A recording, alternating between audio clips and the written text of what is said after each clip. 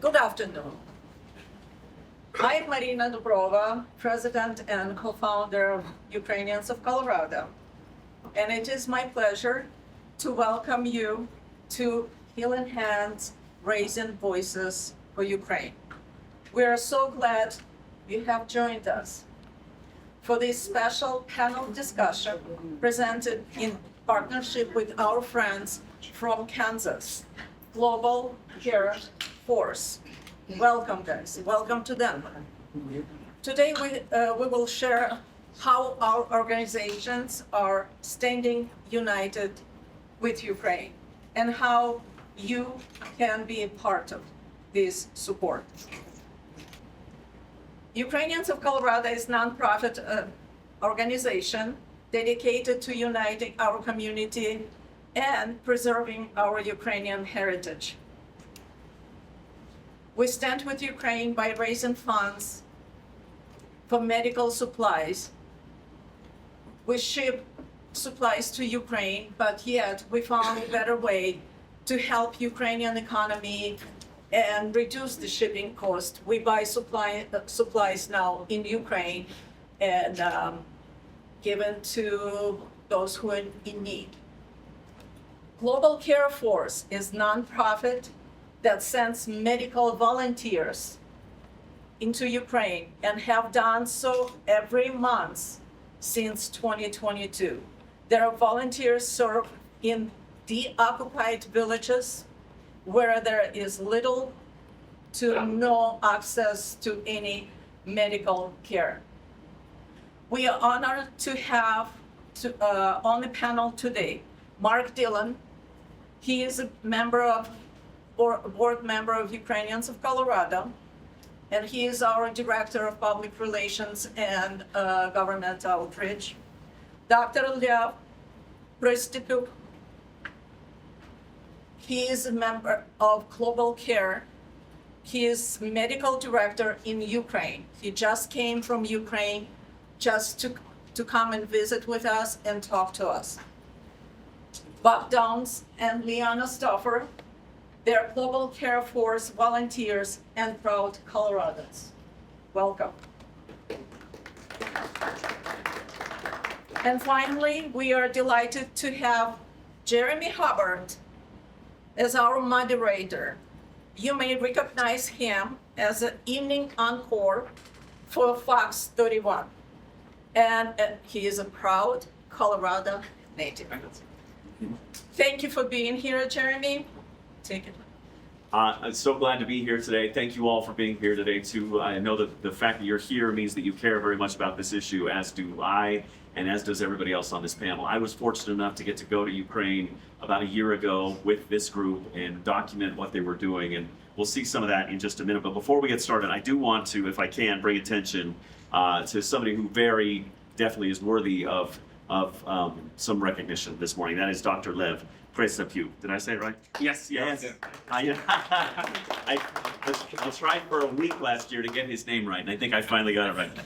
But the good news here with Dr. Lev is that just last week, on Ukraine's Day of Defenders, the Ukraine Ministry of Defense awarded Dr. Lev a commendation for his volunteer work in the occupied territories. So he got this great commendation, got a medal, and all of that from the military in Ukraine. So let's hear it for Dr. Lev for all he's done.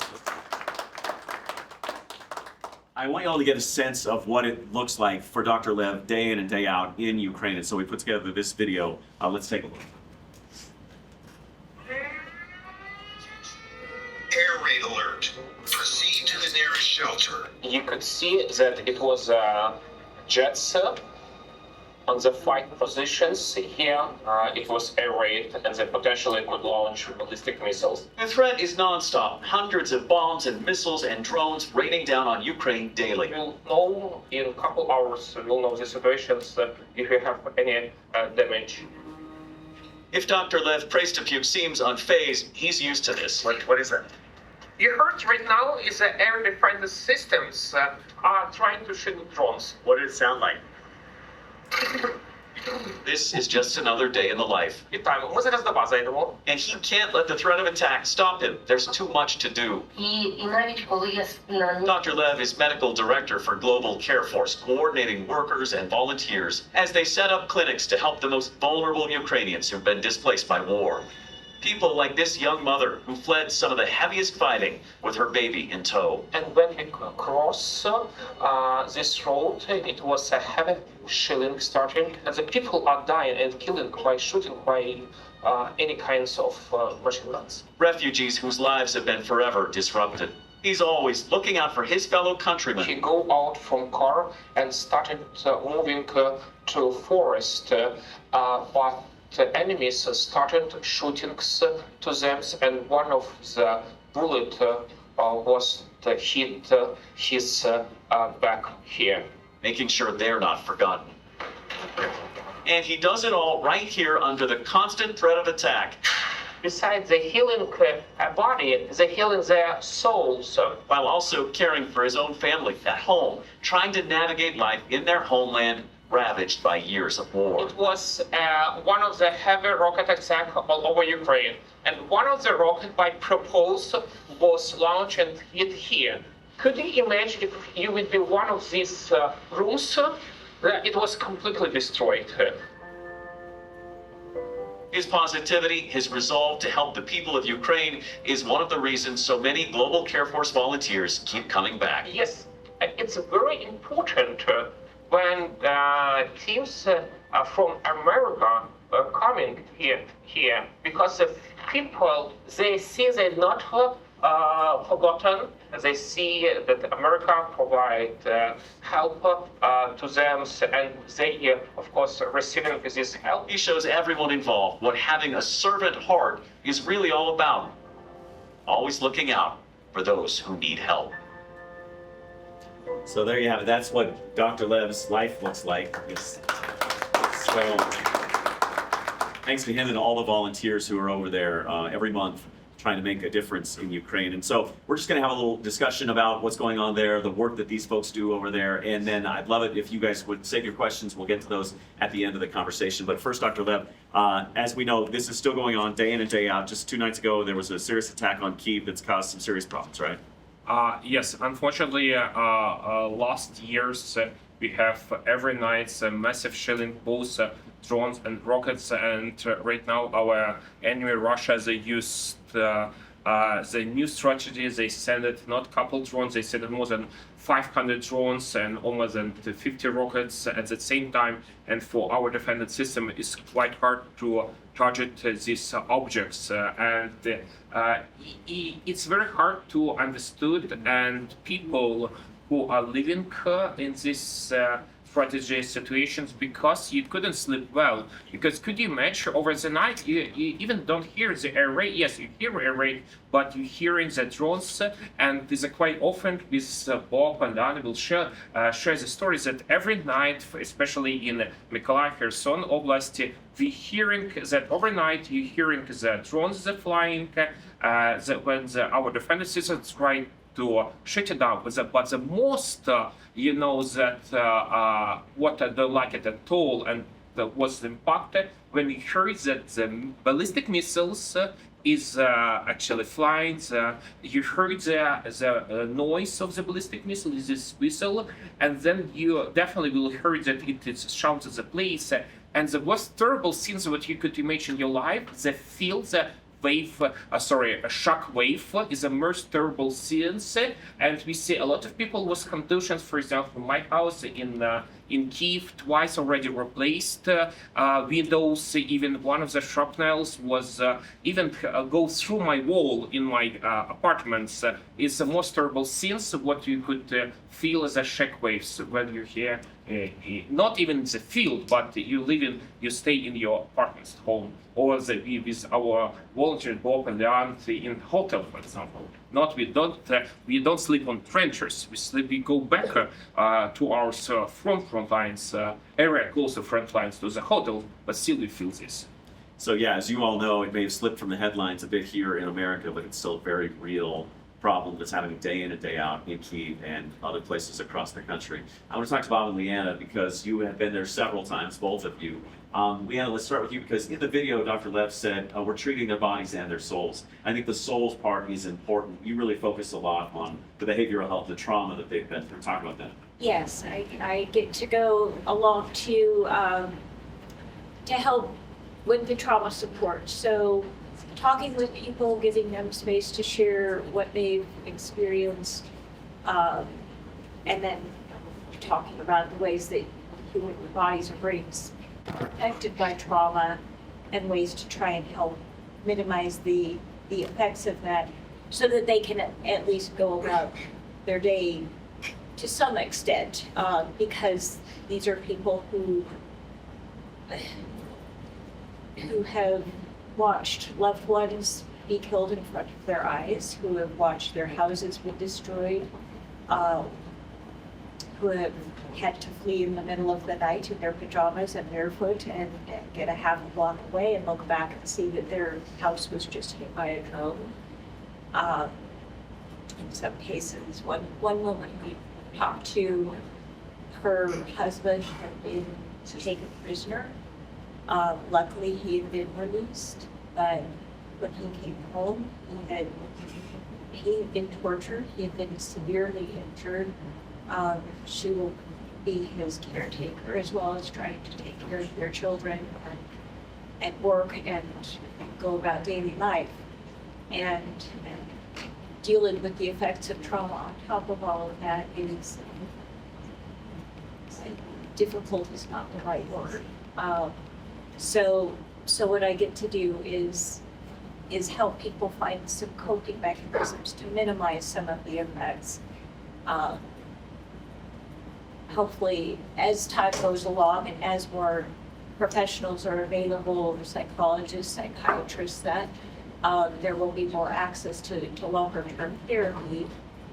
When we're in the field, we get to work with my interpreter is a psychiatrist, so it works brilliantly to be able to provide the education part on trauma, offer some help with that, and then have Maria assess medications and see if we can help on that side as well. Yeah. It's such an important part of what Global Care Force is doing over there because we think about physical trauma a lot, and that's what makes headlines. But you can only imagine what 4 years of constant barrage of war is doing to these people psychologically, no doubt. Bob, you've been there 5 times, going on 6, I think, in December will be your 6th trip. You keep going back. Your background, you were an ENT forever. Now you're physician's assistant in Lake City, Colorado, small town. Tell us about the work you're doing on the ground there, and why do you keep going back? Well, we're doing basically primary care work, taking care of arthritis, diabetes, hypertension, basically the primary care things that get lost in a time of conflict like this.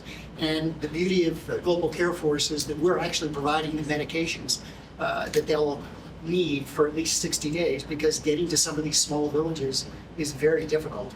Even for us, when we travel in the south of the country to some of the villages, it takes us an hour, hour and a half to get there. And we're only 20 kilometers away, basically. But because the roads are in such bad shape, because of the infrastructure damage, it takes a while to get there. A lot of rebuilding of bridges, which were going up early in the conflict as well. But the one thing I will say, and while we are taking care of the primary care issues of the patients, even if the war ended tomorrow and all of their primary care needs were taken care of, the trauma that they've undergone with the behavioral health issues, that's going to last for a very long time. And there'll be a huge need for that sort of counseling and assistance for a very long time. Yeah. We'll go ahead. I just wanted to, those things overlap so much. On this last trip, one of the women that I met with was describing, she had severe arthritis in her knees, very difficult to move, and she was describing having to live under occupation, having to live in a basement for 8 months, I believe. And the additional fear and vulnerability of having the debilitating arthritis in those conditions, but also describing how impossible it would have been for her to get medications, to get any treatment. She can't walk the however 20 kilometers or whatever it would take to the next village where there's any services. Yeah, it's an important point. You forget about the day-to-day medical needs of so many Ukrainians. It would go unmet if not for the work of Global And the Care. interesting thing is, ordinarily, we would refer a patient here to an orthopedist. Well, there's no way to get them there if the orthopedist were available. So we're doing a lot of knee joint and shoulder injections to try and bring them some short-term relief. And the great thing too is you guys are doing follow-up care because you're going to the same clinics in the same towns where you see the same patients month after month, right? Continuity. We are trying to go back on a 60-day cycle Yes, to see sir. these patients so that there is good continuity. We see that the treatment plans we've come up with are either working or we need to change dosage of medications, that sort of thing. So It's important. I want to bring Mark into the conversation. As many of you know, he's on the board here of Ukrainians of Colorado. Not Ukrainian, but have a special interest in that part of the world. I know that you've been a diplomat over there, and your work continues to try and draw attention to the plight of Ukrainians. In fact, you're going to D.C. in a few days to do that very thing. How do you keep this top of mind for people here in Colorado and across the country? It's a challenge, Jeremy. What we have to do is recognize that there are many distractions in our society right now that we cannot change at the moment. But what goes on in Ukraine continues to represent a tremendous challenge for the international community, for our country and the conduct of its affairs overseas. But on a human level, as you see in these examples, people need our support. So what we can do is we can make sure that our elected representatives don't forget. And some of our elected representatives have been very active and very helpful and very concerned. So we're grateful to them, and we try to remind them that we haven't forgotten about their commitments. And then we try to inform people and maybe act as a kind of clearinghouse, because what you're doing here from Colorado, but also from Kansas, from other neighboring states, from the entire country, there are people and groups like this all over the United States that are working in the same way, and they deserve to have their work promoted and celebrated and supported. If we can do something like that, that's a big deal. I want to talk a bit about the origins of Global Care Force, how this came about, and really it started with COVID. That's how Global Care Force got its the beginning, is they helped with the global sort of effort to help with COVID relief around the world, and it evolved into this effort in Ukraine once the war got started there. And Dr. Lev, let's talk about that, because really this just started with Americans from Global Care Force sending medicine over. Then came the idea of bringing over medical professionals. Yes, it was actually the idea of Global Care Force. They involved in Ukraine, and they contacted first me and my brother in February 2022. And since February 2022, we understood that it's an initial lack of medical supplies and medicines, because my brother, he's working, he's a vascular surgeon. I'm also working in the hospital. My mother and my sister, we all our family involved in the healthcare system, and we definitely, my brother and I was involved in military hospitals, and we know that all of this path of the evacuation process, and with Global Care Force, they started to send in medical supplies and medication, but the most crucial one that we was lack in Ukraine of medvacs is vacuum machines that could help to save extremities, both for military and civilians. It's help to treat wounded that at that time, and actually nowadays it is a lot of the wounds we have, and that it's cost about $10 US, but here in the States you use one machine per patient. It's disposable, but not in Ukraine. We just ask it, could you send it to us, and we use it at least for 100-200 people, at least this medvacs machine.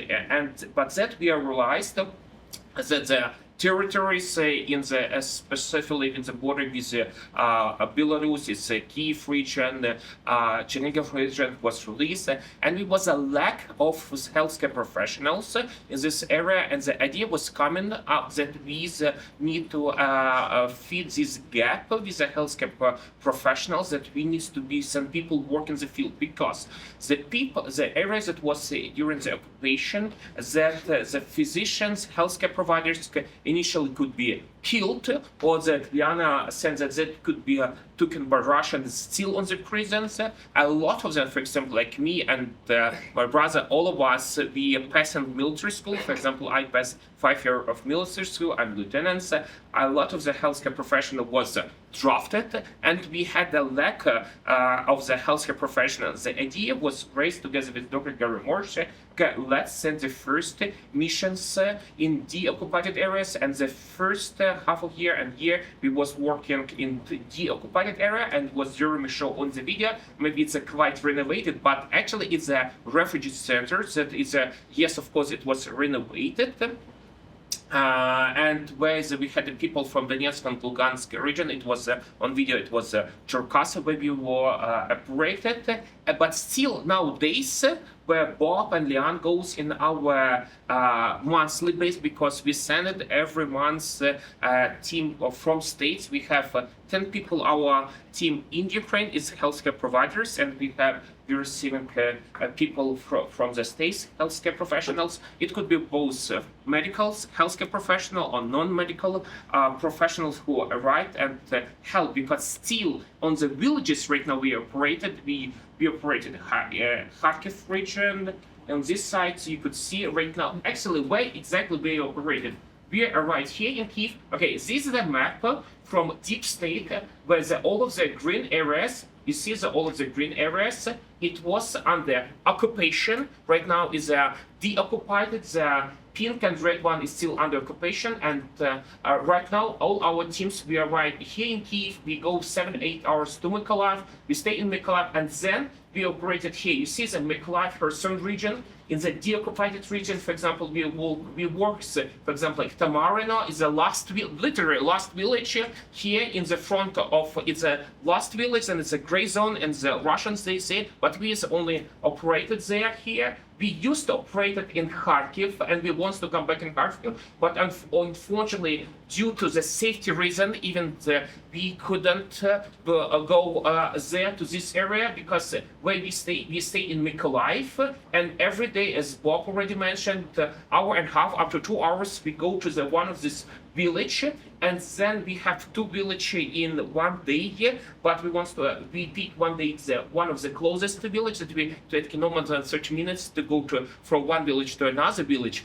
But the beauty of Global Care Force that we provide continuously care. In each of these regions, we work in this governance. For example, like if Mykolaiv, we work with Kim. If you're Ukrainian, maybe you heard with Kim.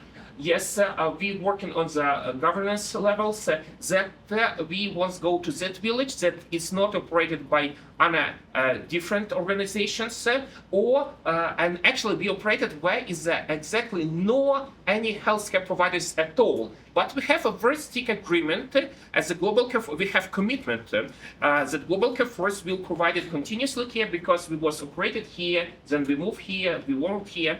That what is meaning that we will be operated until that time when is a healthcare system will be established, because we are seeing that the FOPs, the primary care centers, right now they're rebuilding with foundation of President Zelensky's United 24 or other foundations. What they see, we see they rebuild the windows, they rebuild the roofs, they bring furniture, because Russians, they took everything.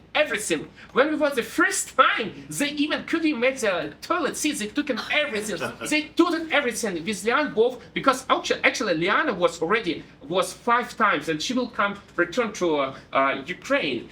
And literally it's nothing. And this is how we help to support Ukrainian government with also your help, each of you, that we bring staff, healthcare professionals that could help this gap. And it's meaning we will bring our being and the over of the war is closer and soon as possible is the initially end.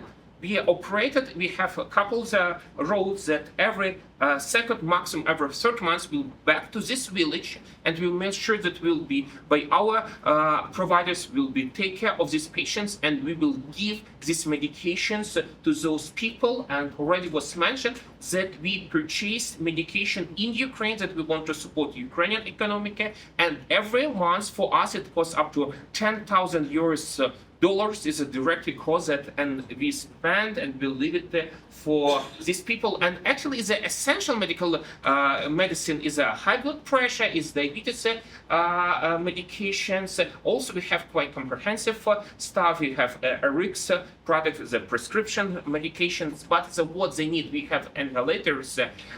Because in these villages, literally, it's no access to medication at all. It's roads destroyed, it's no pharmacy. Sometimes you could find some grocery store, some village, but you see both things, yeah, it's sort of, yeah, and it's what is the beauty and of Global Care Force, and again, thank you all of you for your contribution and continuous support.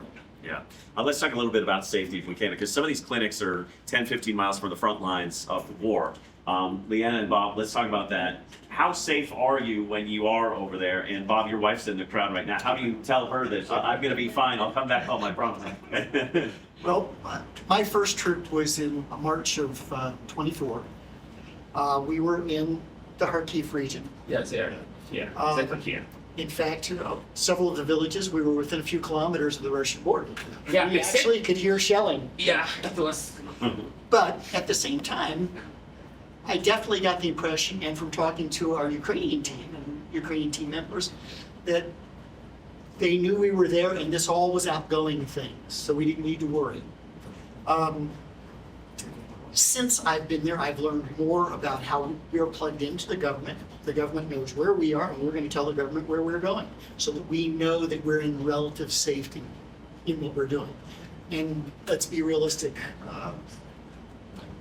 Life is a calculated risk, isn't it? I mean, you could try and walk across this main street out here in Littleton, and somebody could run the red light. So it's a calculated risk, I guess. And yes, maybe slightly higher than crossing the street. But at the same time, there's a true need for it. And again, there are precautions that have been taken along the way. We know that's how it works. We all have the Air Alert app, which you heard at the beginning of this presentation. I downloaded another app that tells me what sort of munition might be coming into that particular area at any given time as well. So I know about that a little bit too. And I take my cue from the Ukrainians on the team. I mean, let's be realistic. That was the remarkable thing from the first trip to every trip I've done, how normal life seems, because life has to go on. You have to live, you have to eat, you have to work. And as much as possible, life is normal. And so I take my cue from the Ukrainians.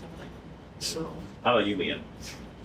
So my first trip was February 2024, and we were in the Mykolaiv area, and I mean, even in Kiev, there will be air raid alerts off and on throughout the night, every night, and it is alarming. It is. I mean, it is a war zone. We talk about the continuity that we're providing, so we're trying to get back to the same villages at least on a 60-day cycle. And the beauty of that is, every one of those villages, probably every other patient, we end the visit with, "Thank you so much for coming back and not forgetting about us." And that's a common theme that we see in all of these emergencies. So. And just back to the safety for a moment too. From the moment we sign up actually as volunteers, there's discussion about what safety looks like, what the guidelines are, that we stay together as a group, that we don't wander off, that we work with the team, and there's I have great confidence in their working with the government, keeping track of what's happening where, letting us know what we would need to do if something changed with the situation. So, yeah, I mean, there's no place safe in Ukraine, but on the other hand, I feel confident that we are being taken care of in the very best way possible as volunteers. Yeah. As a team, it's as though there's always a plan B in case things don't go as scheduled. He's ready. It's funny, my first night in Kyiv last November when we were there, middle of the night, the air raid alarm goes off in the hotel, and I wake up in a half asleep stupor, and I grab my clothes and I rush down to the basement, and I get to the bomb shelter, and I'm the only one there. And nobody else bothered because they're so used to it. It's such a part of everyday life. So I get it, and it's you become immune to it. I'm sure when your phone app goes off now, you're just kind of like whatever, right? Yeah. But you have to be constantly ready. Yes. We constantly checking the situation. We checking we as already Bob mentioned. Okay, 1 month ago, 1 month ahead, we know that the place. Then we checking the situation 1 week, then 1 day, and when we're already in place, we checking before we're going, like couple before we check the roads. We always have the 2 vans with us, but we always have, if something will be happen with 1 van, we could fit to all together as a team in 1 van. We always have all of the team members know that they need to have the passports with them because everything's happening. We just leave everything and take a van and go. We have like plan B, C. We could go back to Kyiv, or we could go, for example, we could go here to the border of Moldova, because from here Mykolaiv, you can see Mykolaiv, Odessa, and here's a Palanka. Then we go actually here, and then go. It's literally here. That our volunteers could go through Chisinau. Yeah, we have sort of these plans B. In each of our hotels, we have bomb shelters. We know where we need to go, and for each of the team members, it's no matter medical staff or non-medical staff, we have dedicated translators, and we never leave teams alone, and we stay in one place always, and it's why we go to Mykolaiv, and we stay in Mykolaiv. We don't stay in these villages. It's also a safety reason. Yeah. A couple more questions. I wanted to talk about the conditions of the clinics, because the clinic you saw in the video looked pretty nice, had electricity, running water, all that sort of thing. But Lev, let's start with you, and then I'll ask you two about it too. That's not typical. These are pretty rough. No, it's not typical. Like Roxanne was actually afraid to take Jeremy to that clinic, and we just decided to go here to Cherkasy. Actually, Cherkasy is a center of Ukraine where people, literally seriously, from Donetsk, Lugansk are coming there, and when on the video you saw the mother with a child, actually she was escaped from Donetsk. She got burned a child in Donetsk, and Russians don't allow her to go to Ukraine, and she won't live here. It was her small children, and she had a 7-year-old children, and actually literally they escape, go to Russia, but they want to return. They return through Sumy. It's called a corridor of life, and we heard this situation. And maybe just only before the conditions, what we working, just with whom we are working.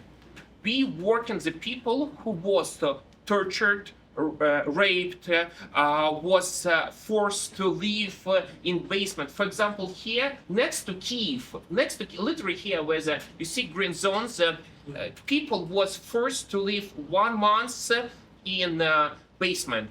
In Mykolaiv, Kherson region, in Kharkiv regions, people was hiding from 8 to 14 months in basement, but basement is nothing. They was hiding there, girls specifically, 12, 14 years old in the basements. We had one of the story that the girls was live in the balcony because family was afraid to go outside. And with Leanne, with one of the village, what we saw, the 5-6 years old girl was lost of her speech because it was Russian soldiers coming to the house during couple days in front of her eyes. Continuously, her mother was raped continuously for a couple days. Could you imagine? She was even lost power, anything. Then this soldier took a gun and hit her on the head, and he take her this girl and put into the trenches with a dead body. Could you imagine? But she was alive, mother was alive, and after that moment she stopped to talk at all. And of course, it's where we are needed and with whom we are working. The condition we working is a villages that was during the occupation, is a liberated right now. It's fine for de-occupied ones. Literally, when we come in the first time, complete destroyed. If you have been some days in Ukraine, you know what how it look Ukrainian village, and it's literally FAP is a primary care center, is one of the village house that we could see the bullet holes in like roofs. We could see shrapnels.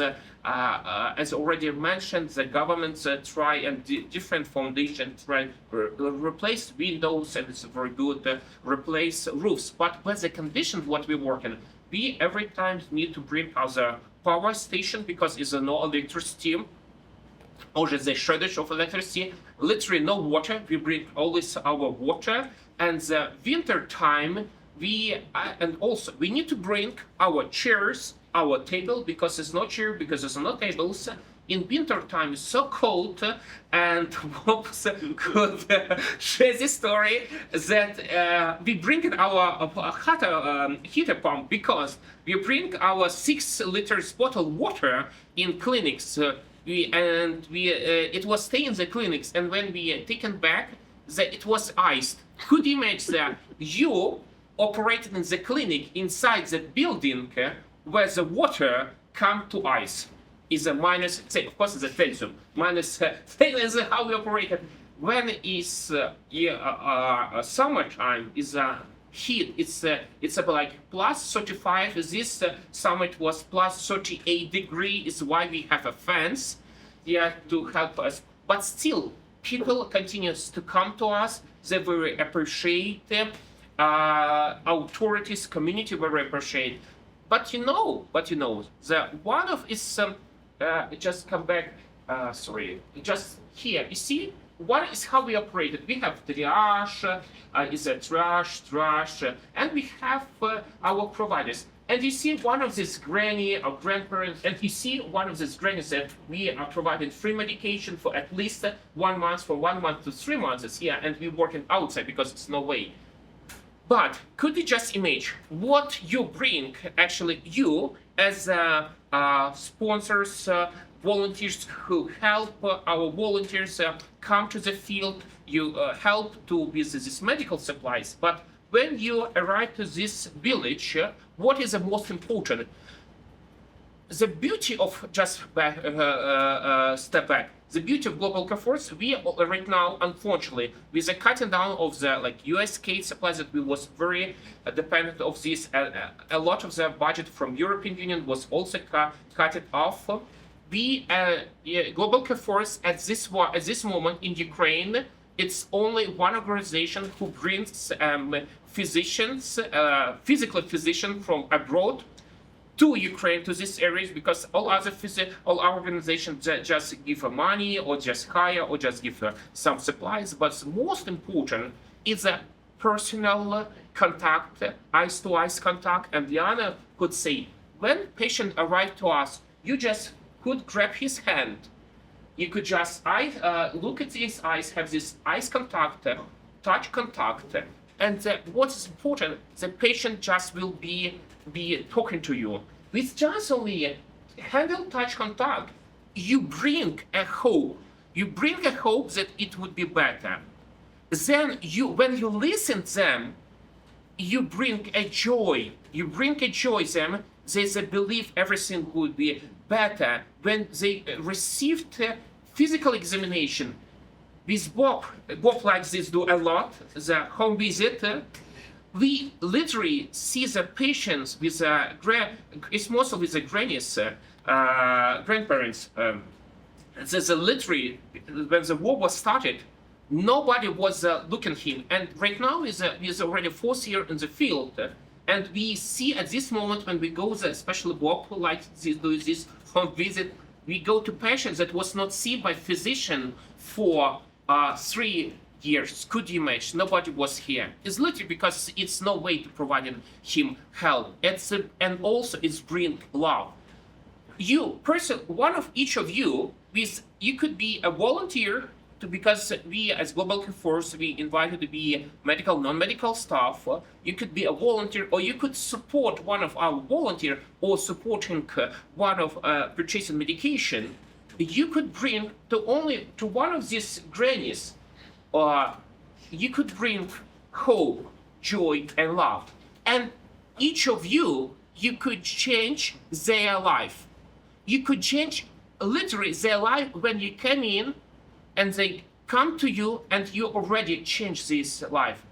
Imagine, you right now, your community could change life of Ukraine. But we are changing one life and we're saving one life at a time. We could save not all Ukraine, but we could save just only one life at a time. But during one clinic, we are together with our team, we are seeing about 100 people. Could you imagine? But in each time, we changed their life. It's mean, but just calculated. Up to end of the 2026, we have already scheduled our schedules. We will be in Ukraine, going to Ukraine every month. We have already scheduled by December 2026. But could you imagine, you right now could change just and save and given life a chance to one person, that the one person will change life of family, will change of life of community. And with this small help as a volunteer, supporting volunteer, you could change whole Ukraine. Good points. We'll wrap things up here in just a second. I just want to see if you guys have anything to add about the conditions. I have something. So on this last trip in September, one woman specifically came up, one of the last villages that we met. And as we were getting there, as we were unpacking, she came up and she was saying, "Thank goodness that you're here. You are the only organization that actually has people here with feet on the ground." She's like, other organizations are doing things, and that's wonderful. They send medical supplies, they send humanitarian aid, but you're the ones who actually show up with people here for us to see and know that we're connecting. And there's one other quick story too. When it comes to saving lives and making a difference one at a time, the February 2024, the first time I was there was a 10-year-old girl that came to our clinic. She specifically wanted to talk to trauma support. Her village had been under occupation for 8 months. She had lived in a basement with her family and other neighbors and that for 8 months. And she came in on her own. She specifically wanted to find out how to deal with stress and anxiety for herself, and so that she could be of support for her 4 younger siblings. Oh. And I mean, that's how things ripple out as well. I got to talk with this one girl, but there were 4 other little ones that she was also helping support, and she also got to meet with medical. That's the difference that we can make. And when I get to go, I carry my own good wishes and thoughts and all that I want to do, but I also carry all of the good wishes and thoughts and carry everybody who's helped support me to go. And I get to bring back the caring and good wishes and gratitude and thanks and humor and all of it from the people that I get to meet with. In fact, that's one humorous story I'll relate. We were in a clinic, and I was sharing a room with a colleague with her translator, and then I was on this side of the room with my translator. We were seeing a patient, and out of the corner of my eye, I'd seen that they'd finished up with their patient, and another patient was coming in from waiting out in the hallway. And she stopped about halfway in, as I'm still taking care of this patient, and said something. And my patient chuckled, as did Andre, my translator. And he leaned over and she said, you're my doctor, I'm going to wait to see you because I had seen her 2 months soon. Very earlier nice. in Yeah. that same clinic. That's crazy. Your primary care physician. Mark, last question for you. We've learned how we can help with Global Care Force. What other things can the people in this room do to help the effort in Ukraine? What I would say is that it doesn't matter exactly how much you do or exactly, but that you do something. We keep learning over and over again that the biggest challenge is not to be immobilized. There's so many ways you can help. You can contact us. You can go to our website. You can go to organizations that may be in your community, and you can find out something. It doesn't have to be a great, big, impressive step, but whatever you can do is valued. It matters that you act because all of these people are doing what they can do, and we should do the same thing. Good point. One other last point is that these medical professionals pay their own way. They fundraise their own way to go to Ukraine. They lean on friends and churches and families and all kinds of people to help get them over there. And so that's another way you can help. So any donation goes straight to getting these people over there and help out. So I want to open it up to you guys. Do you have any questions for the panelists here? Marina, let's start with you. If there are people interested to sign up and go to Ukraine, and where do they start? They could. We have very nice booths that we have all the information. But where you could find some cards with a QR code. Steve just stay next to them, and we have two QR codes. The first QR code is that you could be signed up as a volunteer, or you could support it our volunteers. The first one, or you could just go literally to globalcareforce.org and to sign up as you could be volunteer or help our volunteer, because on our website you will be find all our volunteers, and actually on behalf of Global Care Force they could we have a platform they could raise money for for this trip, because I already mentioned you the Global Care Force we provide the full service, but we have direct cost. With this money that you raise is a $6,500 US dollars. It will be cost for the at least 10,000 for the purchasing medications, then it goes for rented 2 vans, and it goes for the fuels, and it goes for the we meet you directly in Krakow. We meet you actually in the baggage claim. One of our team members will be meet you there. You will stay, and since when you arrive to Krakow, you don't pay any penny because everything's covered, even the money for your food. We will provide you as a food stamp money, a daily allowance, as I don't know how you will say this one once, but at the Krakow, we spend overnight in Krakow. Then with our team members, you have 2 trains, 1 train to Przemysl. You cross the border together with us. Then you have another 12 hours train to Kyiv. We meet you in Kyiv. We spend 1 night in Kyiv. Then we go to the pharmacy to pick up the bulk order. We go to the storage route. We go to the supplier center. We receive all together, and we either go to the Mykolaiv, Kherson, or we go to hope to we will return to Kharkiv once. Hopefully we go there. We spend all the days there. You have you have the hotel. You have a breakfast hotel, lunch in the locations, and you come back and we have altogether dinners. It's a direct cost. The first of all, you could sign up, and as already mentioned, you could be a medical staff and non-medical staff, because we need non-medical staff. For example, Leanna, she's a trauma care specialist. She knows healthcare providers.